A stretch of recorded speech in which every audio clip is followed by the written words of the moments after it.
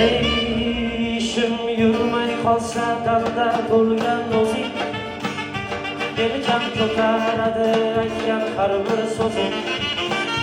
Yaxshi bo'lib ketishingga yetar ko'zing.